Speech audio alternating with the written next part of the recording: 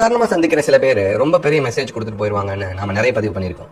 அந்த மாதிரியான ஒரு பதிவு தான் இதுவும். வெளியில எங்கேயோ போகணும்னு சொல்லிட்டு கால் டாக்ஸி புக் பண்ணிருக்காங்க. வண்டியும் வந்தாச்சு. ஃபர்ஸ்ட் நம்ம நண்பருடைய கவனத்தை ஈர்த்தது வண்டிக்கு பின்னாடி எழுதி இருந்த வாசகம்.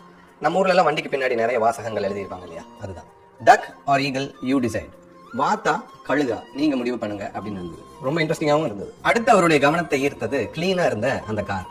டிரைவரே வந்து கதவை திறந்து உட்கார சொல்றாங்க. ரொம்ப அருமையான டிரைவிங், கேட்ட கேள்விக்கு மட்டும் தெளிவான பதில். பொதுவாகவே நம்ம வண்டி ஓட்டுற நிறைய டிரைவர்ஸ் கொஞ்சம் இறுக்கமா தான் இருப்பாங்க. பயணம் முடிந்தவுடன் அவங்க யாரோ நம்ம யாரோ அப்படிங்கிற கண்ணோட்டத்தோட தான் இருப்பாங்க. ஆனா இவரு ரொம்ப வித்தியாசமானவர். ரொம்ப கண்ணியமாகவும் நட்போடவும் இருந்தார், பட்டதாரியும் கூட. அந்த டிரைவர் கிட்டவே நம்ம நண்பர் கேட்டாரு, நீங்க எப்பவுமே இப்படிதானா, ரொம்ப நல்லா பேசுறீங்க, மற்ற டிரைவர்ஸ் எல்லாம் கொஞ்சம் இறுக்கமா தான் இருப்பாங்க, சரியா பேசவே மாட்டாங்க அப்படின்னு கேட்டாங்க. அதுக்கு அந்த டிரைவர், இல்ல சார் நானும் மத்தவங்க மாதிரி தான், ரொம்ப இறுக்கமா தான் இருப்பேன், சரியா பேசவே மாட்டேன், பயங்கரமா கோவப்படுவேன். அப்புறம் எப்படி நீங்க மாறினீங்க அப்படின்னு நம்ம நண்பர் கேட்டார். அதுக்கு அந்த டிரைவர் கொடுத்த விளக்கம் ரொம்ப சுவாரஸ்யமானது. கொஞ்ச நாளைக்கு முன்னாடி நம்ம கிளைண்ட் ஒருத்தர் ஏதோ செமினார் போகணும்னு சொல்லி நம்ம வண்டியை புக் பண்ணியிருந்தாங்க. நானும் போய் டிராப் பண்ணேன். கொஞ்சம் வெயிட் பண்ணி கூப்பிட்டு போக சொன்னாங்க. நானும் வெயிட் பண்ணிட்டு இருந்தேன். அந்த செமினார் ஃப்ரீ செமினார், யார் வேணாலும் போகலாம் அப்படின்னு எனக்கு தெரிய வந்தது. சும்மா வண்டியில தான் உட்காந்துட்டு இருக்கிறோம், நாமளும் உள்ள போய் கேட்போன்னு உள்ள போய் கேட்டேன். அந்த செமினார் தான் என்னை மாத்துச்சு அப்படின்னு சொன்னாரு. உங்களை நீங்களே உயர்த்தி கொள்வது எப்படி அப்படிங்கிறது தான் அந்த செமினார். நிறைய அறிவுரைகள் சொன்னாங்க. ஆனா எனக்கு பிடிச்சது ஒரு point. If you get up in the morning expecting a bad day, you will. Don't be a duck, be an eagle.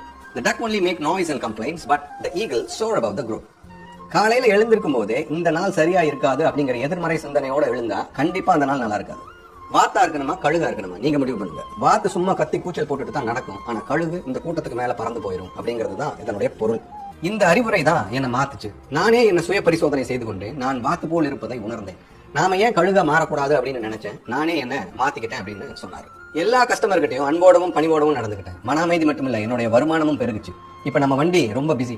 ஒரு தடவை நம்ம வண்டியில வந்த கஸ்டமர் திரும்ப திரும்ப நம்மளை தான் புக் பண்ணினாங்க அப்படின்னு சொல்லி முடிச்சாரு. அவர் சொல்வது உண்மைதான். எந்த வேலையாக இருந்தாலும் நாம நடந்து கொள்ளும் நடத்தையும் அர்ப்பணிப்பும் உணர்வும் மட்டுமே நம்மை உயர்த்தும். எண்ணங்கள் என்ன கூத்து அடிக்கின்றனவோ அதற்கேற்பத்தான் வாழ்க்கை திசை மாறுகிறது. எண்ணங்கள் தோன்றும் போதே அதை சரி செய்து விட்டால் வாழ்க்கையில் தடுமாற வேண்டிய அவசியம் இருக்காது. அந்த டிரைவர் மாதிரி. இந்த பதிவிலிருந்து நமக்கு கிடைக்கக்கூடிய மாறல், மனம் என்னும் முரட்டு குதிரையை அடக்க பழக்கப்பட்டவனுக்கு கோபம் வராது, கண்மண் தெரியாமல் காமம் வராது, அவன் தொழில் சுத்தமாக இருக்கும், செய்யும் தொழிலில் முழுமையாக ஈடுபட அவனுக்கு வெற்றி நிச்சயம், செல்வ செழிப்பு அவன் வீட்டிற்குள் ஏற்படுகிறது, நல்ல அந்தஸ்து கிடைக்கிறது, மரியாதை வருகிறது, ஊர் அவனை புகழ துவங்குகிறது. இதற்கெல்லாம் அடிப்படை மன அடக்கம். நாம மனசார என்ன நினைக்கிறோமோ அது நடக்கும், என்ன கேட்கிறோமோ அது கண்டிப்பா கிடைக்கும்.